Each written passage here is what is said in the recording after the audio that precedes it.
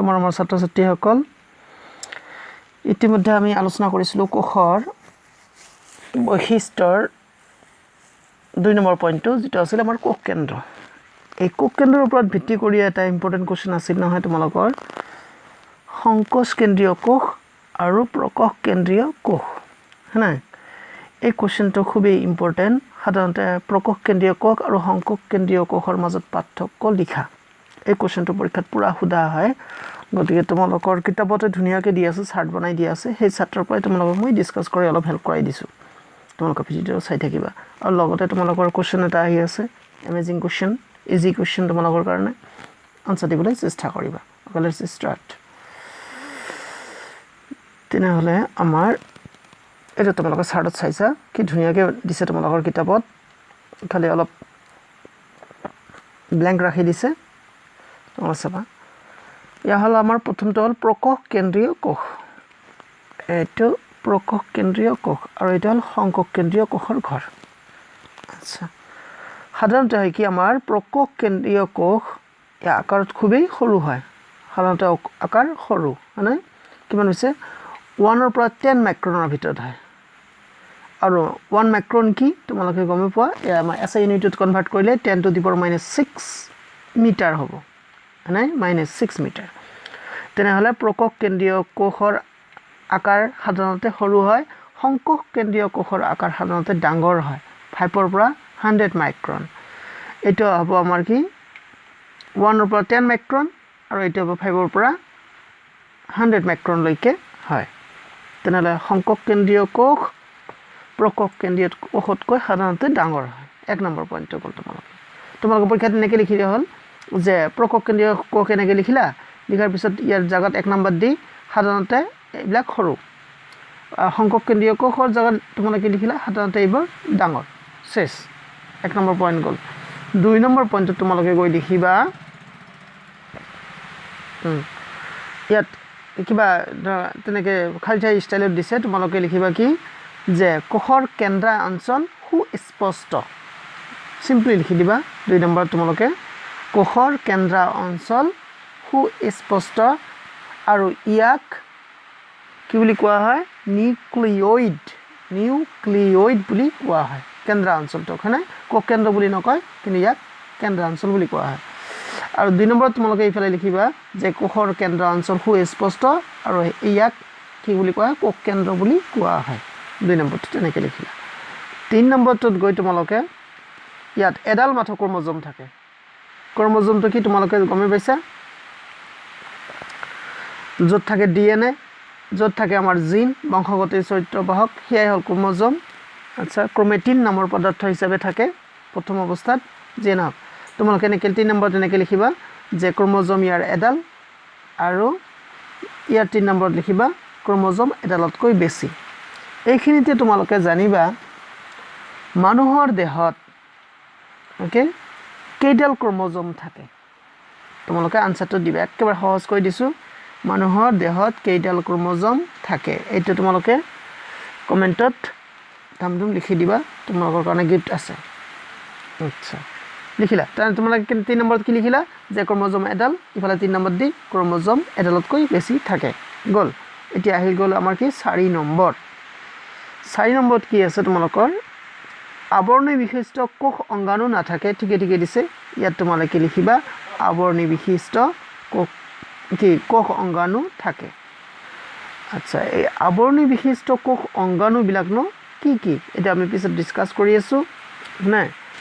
তোমালোকে এইখিনি জানি থোৱা যে এই যে প্ৰকোষ কেন্দ্ৰীয় কোষ আৰু সংকোষ কেন্দ্ৰীয় কোষৰ মাজত পাৰ্থক্য এটা একদম পুৰা জাৰা মুখস্থ কৰিবা তোমালোকে খুব সকলো সময়ত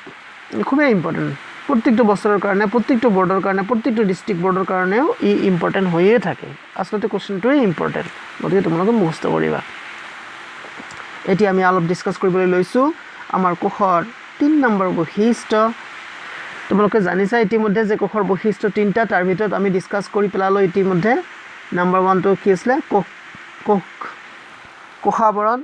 নম্বৰ 2 হৈ গল আমাৰ কি কোষ কেন্দ্ৰ এতিয়া নম্বৰ 3 আহি গল আমাৰ লাষ্টটো কোষ প্ৰৰহ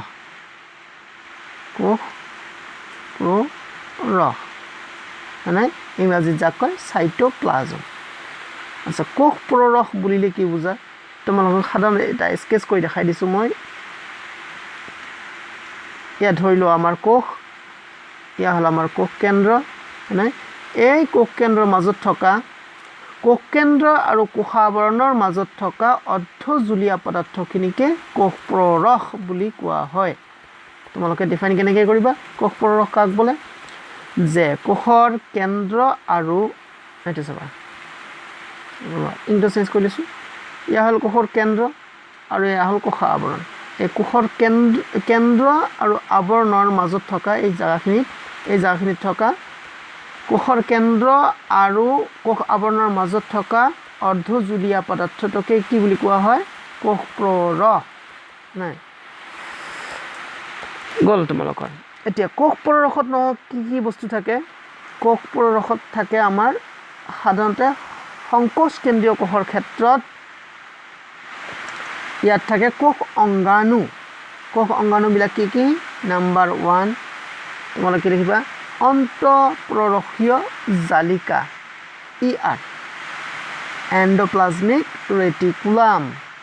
তোমালোকে লিখিবা কি কোষ পৰৰসত দুবিধ থকা অৰ্থাৎ চিম্পলি লিখিলেও হ'ব কোষ পৰৰসত থকা কোষ অংগাণুসমূহ কি তোমালোকে লিখিবা কি এইফালে দিছিলোঁ মই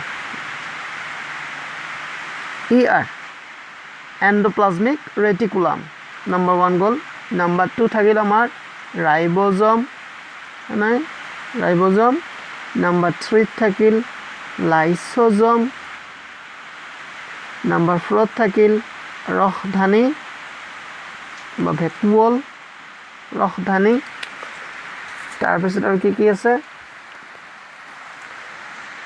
মাইটকন্ড্ৰিয়া নাম্বাৰ 5 তোমালোকে লিখিবলৈ মাইটকন্ড্ৰিয়া গ'ল তাৰপিছত লিখিবা তোমালোকে প্লাষ্টিডটো সাধাৰণতে কাৰ কাৰণে থাকে উদ্ভিদ কোষৰ ক্ষেত্ৰত থাকে নাই নাম্বাৰ 6 তোমালোকে লিখিবা প্লাষ্টিড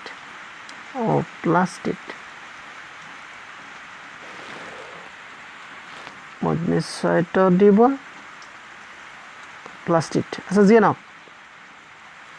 প্লাষ্টিড আকৌ এবাৰ কৈ দিছোঁ তেনেহ'লে আমাৰ কোষ পৰৰস বুলিলে কি বুজা কোষৰ কেন্দ্ৰ আৰু কোষৰ আৱৰণৰ মাজত থকা অৰ্ধজুলীয়া পদাৰ্থকে কোষ পৰৰস বুলি কোৱা হয় এই কোষ পৰৰসত থকা অংগাণুসমূহ কি তোমালোকে লিখিবা নাম্বাৰ 1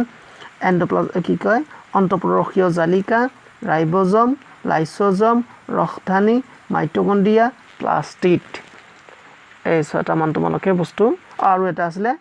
গলগী সংঘ কোনোবাই গলজি বুলি কয় গলজি সংঘ গতিকে এই 7টা অংগাণু থাকিলে আমাৰ কোষ পৰৰসত গলজি সংঘ তেনেহ'লে আমি কালি নেক্সট ভিডিঅ'টোত আমি বিভিন্ন অংগাণুবিলাক যে আছে এই অংগাণুবিলাক যে আমাৰ কোষ পৰৰসত ডুবি থাকে কিয় থাকে ইহঁতৰ কাম কি এইটোৰ বিষয়ে আমি বিশদভাৱে নেক্সট ভিডিঅ'টোত আমি আলোচনা কৰিম তোমালোকে প্লিজ লাইক কমেণ্ট শ্বেয়াৰ কৰিবা ছাবস্ক্ৰাইব কৰিবা আশা কৰোঁ তোমালোকে ভালে আছা থেংক ইউ